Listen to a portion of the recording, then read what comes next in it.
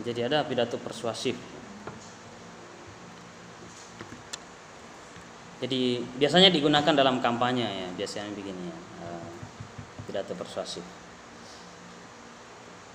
Di mana berpidato ini seni mengajak seseorang atau mempengaruhi seseorang supaya meninggalkan sesuatu atau mengikuti sesuatu. Ya. Jadi ada ideologi yang dibawa di dalamnya, sudah ada konsep yang kita susun, kemudian berusaha kita pengaruhi, ya, pengaruhi orang. Ya.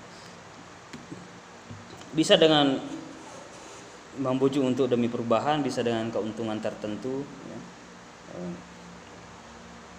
Ketika ingin melihat gaya berpidato para pemimpin negara, terutama di Indonesia, itu gayanya macam-macam ya. Mulai dari Insinyur Soekarno, ya masuk ke misalnya ke siapa? Setelah Soeharto itu beda-beda ya.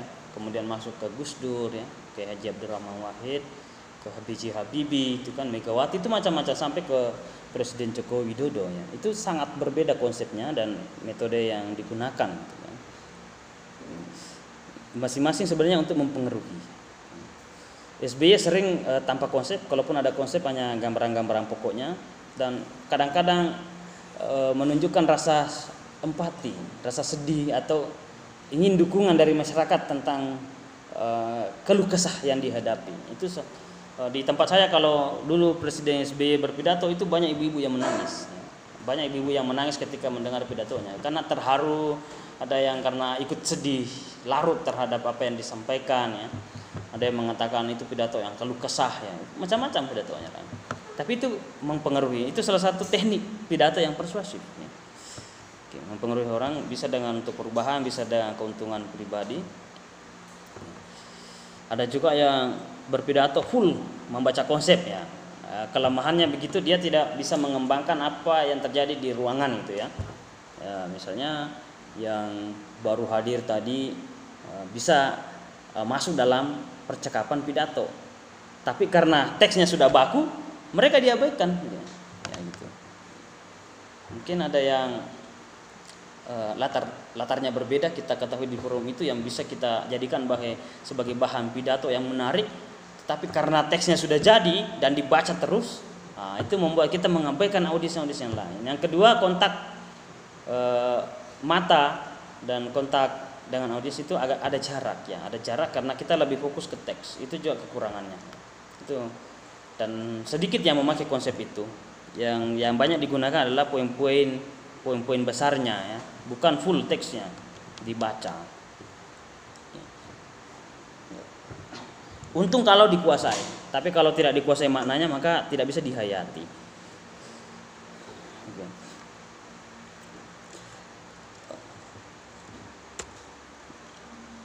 Nah itu pidato kreatif ya. Sebelum kita jauh ke sana, kita perjelas lagi pidato yang memang membuka dari awal ya, seperti tadi ada faktual, ada bukti-bukti, bahkan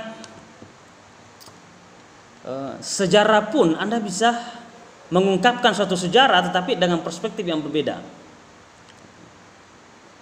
Misalnya ketika bicara tentang Nabi Muhammad gitu ya, Nabi Muhammad, selama ini orang sudah berbicara siapa nama bapaknya, siapa nama ibunya, atau tahun berapa lahirnya, itu sudah biasa dalam percakapan pidato ya, baik itu misalnya pidato di sekolah ya, atau di kampus, kebetulan di bulan Maulid ya, atau Rabiul Awal, atau ceramah atau khutbah, Anda diminta untuk berbicara, Anda bisa mengungkapkan suatu sejarah yang berbeda yang dipahami orang selama ini. Contohnya misalnya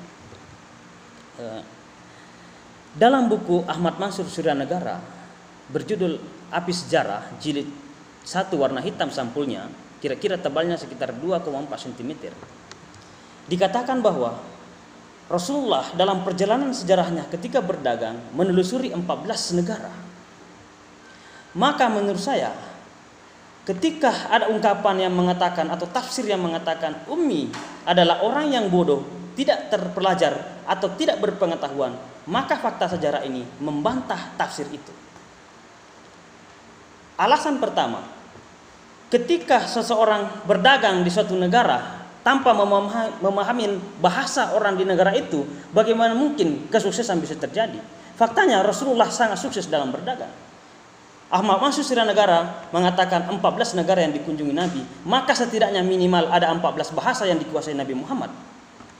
Maka kecerdasan siapa kira-kira yang mau dibandingkan di masa itu? Dan itu adalah suatu fakta sejarah yang bisa kita ungkapkan dengan penulisan-penulisan sejarah masa kini.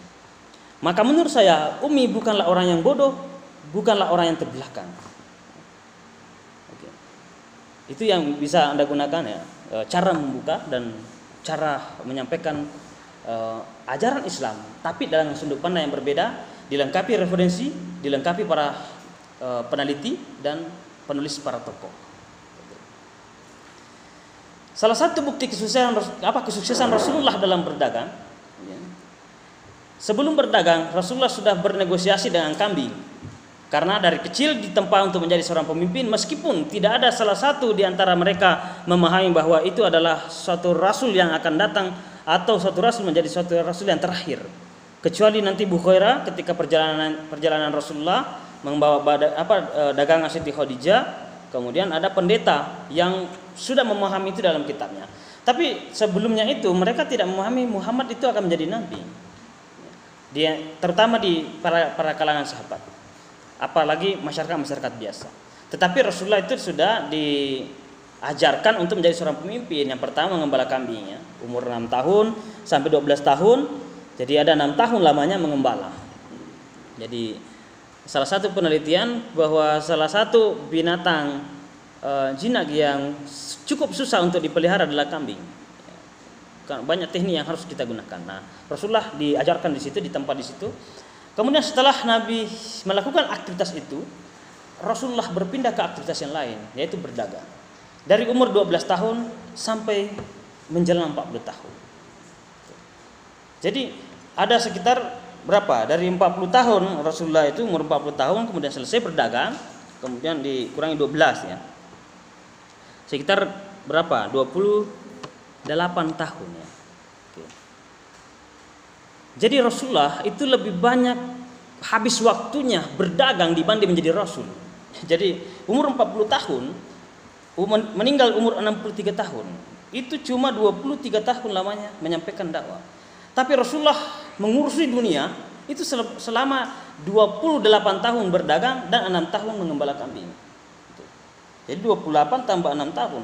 Jadi 34 tahun lamanya mengurus dunia.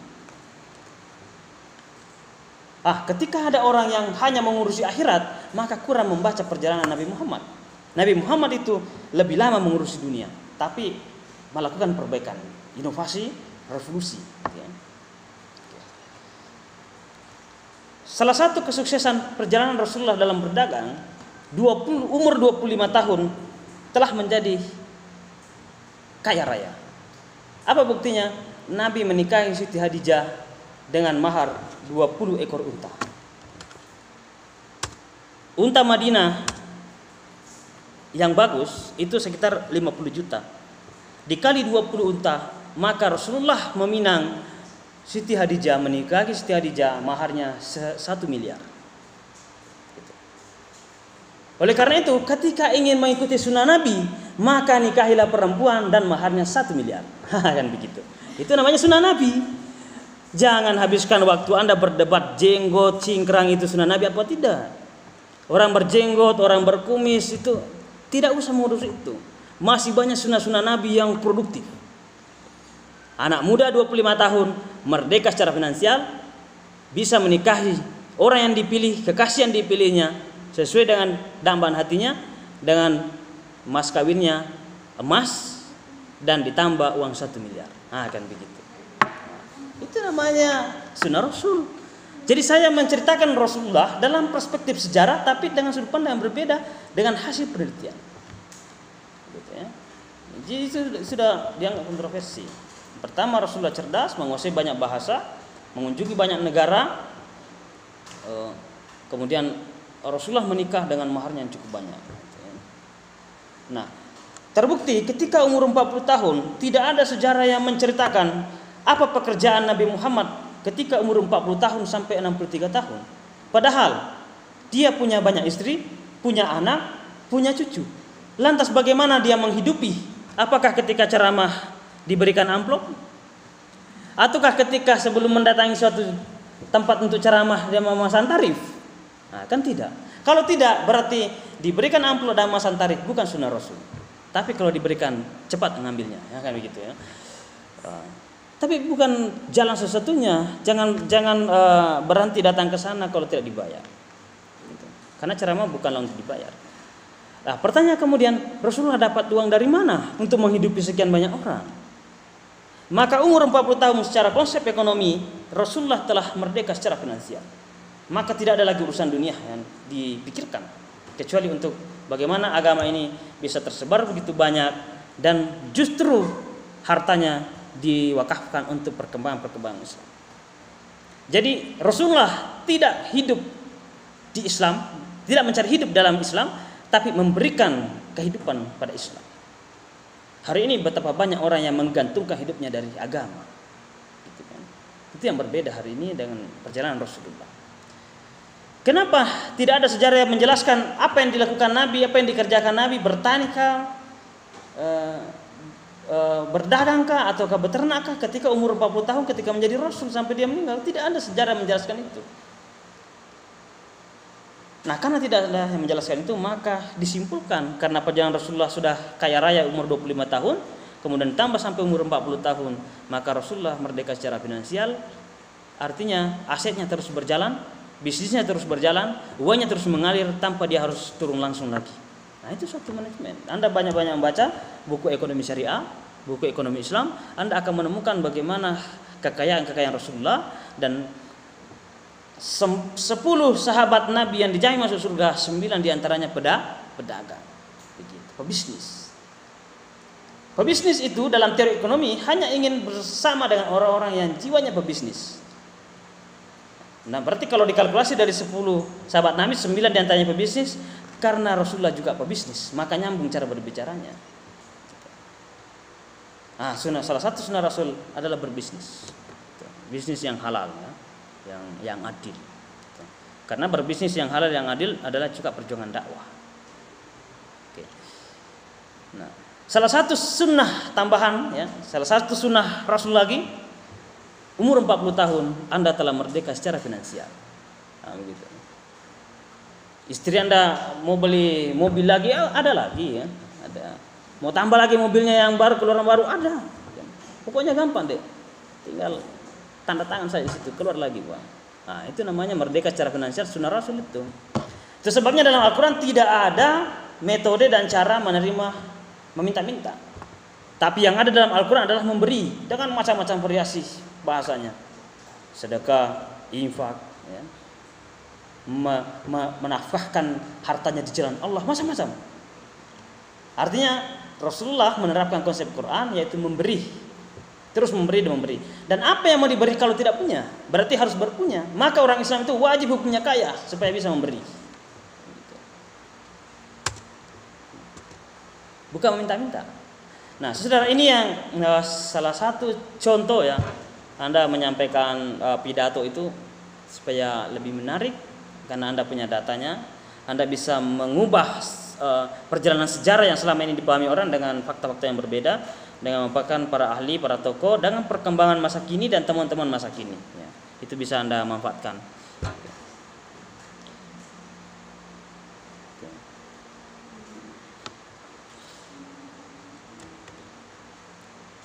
Nah, ini tadi sudah kira-kira sudah tadi ini bertahap, Anda bisa baca sendiri pidato rekreatif. Nah, ini pidato yang ringan-ringan saja, ya. Misalnya Anda disuruh berpidato mewakili wali murid, ya, untuk menerima ijazah.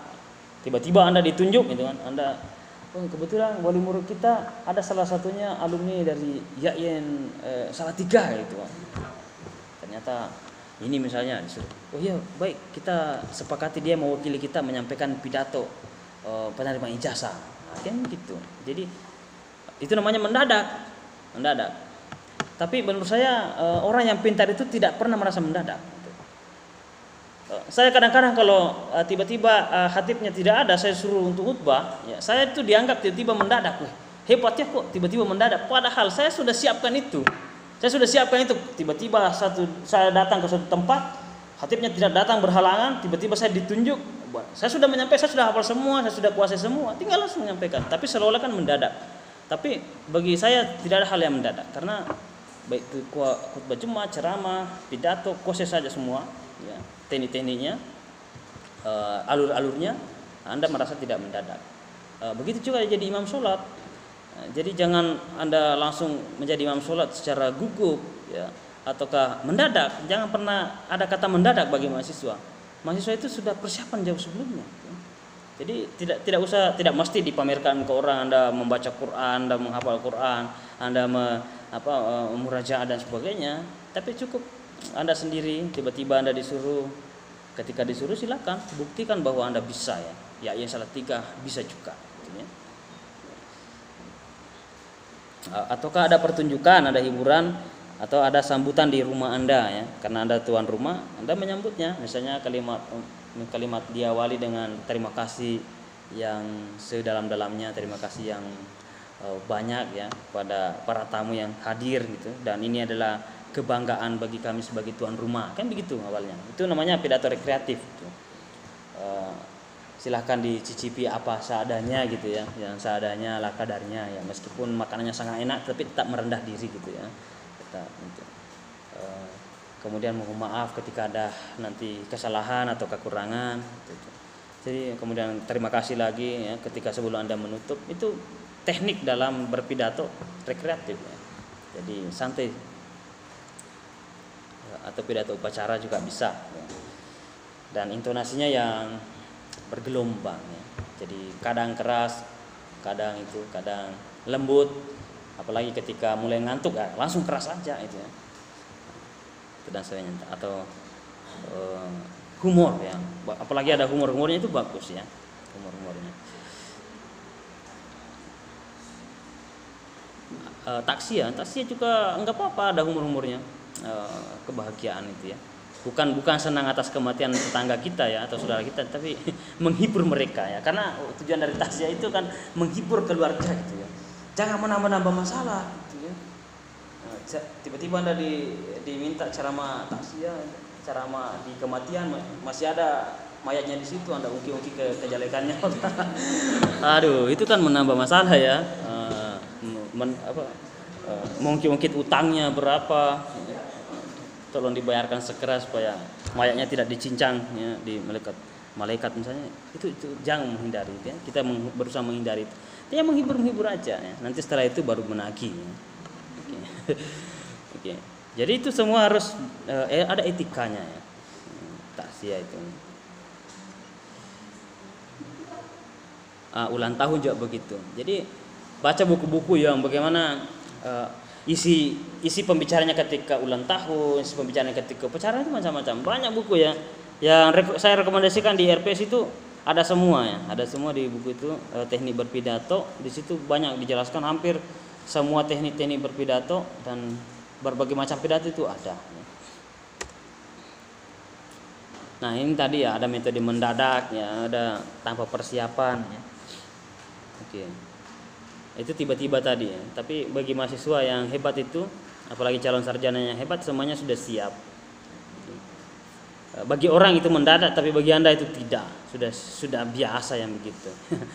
Ya, itu kecil kayak gitu, ya. Anggap aja kecil. Nah, bagaimana supaya merasa yakin dan tidak gugup ketika di hadapan para halayak berbicara? Yang pertama, ketika Anda berbicara, maka Anda sebagai pembicara adalah yang paling utama di ruangan itu, ya. Yang paling dijagokan. Itu Anda harus yakin itu. Jadi tidak usah minder. Ada profesor, ada doktor, ada pakar. Anda punya ciri khas tersendiri, ya, Anda punya keunikan tersendiri, dan Anda menyampaikan hal-hal yang baru. Nah, itu yang membedakan. Meskipun profesor di depan Anda, tapi pikirannya tidak terlalu baru, ya, ketinggalan. Dosen yang banyak di depan Anda disuruh berbicara, tapi Anda meyakini, ya, dosen ini saya yakin kurang bacaan, gitu, ya. Ketika di ruangan juga bacaannya sedikit, gitu, nggak ada referensinya apa semua. Anda bisa gampang itu Anda menjelaskan itu. Jadi seorang mahasiswa itu berbicara di mana saja. Ada seorang mahasiswa yang terpelajar. Jadi bukan sekedar mahasiswa, tapi mahasiswa yang betul-betul belajar. Jadi Anda berbicara di depan para dosen, Ketika Anda beri pidato, sambutan dan macam-macamnya, atau menjadi pembicara mewakili organisasi, itu harus berani, ya. Berani dan menyampaikan hal baru. Yang pertama, karena hal baru Anda percaya diri. Yang kedua, Anda punya referensi, penelitian-penelitian terbaru, Anda sangat diperhatikan itu. Karena usahakan audiens itu merasa masih ingin mendengarkan, ya, menggantung, ya. Jadi menggantung karena ada hal-hal yang kira-kira penting dan merasa informasi yang Anda sampaikan itu penting. Jadi jangan pernah menyampaikan sesuatu yang tidak penting, ya. Bagi Anda saja tidak penting, apalagi orang lain. Jadi anggap itu sesuatu yang penting. Bagaimana supaya memahami penting hal-hal yang baru mutakhir hari ini? Kalau bisa mereka belum punya datanya, Anda sudah punya, ya. Artinya akses Anda lebih cepat. Apa yang terjadi hari ini misalnya di Palestina, di Jerman, di Amerika, di Filipina misalnya, di Australia, Anda bisa menceritakan itu sebagai kalimat pembuka, sebagai bahan pidato, sebagai bahan cerita apa yang terjadi di sana ketika Anda menghubungkan sebagai mahasiswa yang masyarakat Islam, ya, PMI, pemberdayaan masyarakat Islam. Bagaimana masyarakat di sana, kemudian Anda bawa pembicaranya itu dalam konteks keindonesiaan, kemudian masuk dalam konteks kesalatigaan gitu, ya. Kemudian masuk dalam konteks keterbukaan sebagai warga Salatiga atau kota Salatiga sebagai kota tertoleran kedua di Indonesia. Nah, itu kan Anda bisa memperkaya itu, ya. Jadi menarik dari peristiwa global internasional masuk ke peristiwa keindonesiaan, masuk ke Salatiga, masuk ke kampus, macam-macam. Itu bisa Anda bawa pada peristiwa begitu, ya.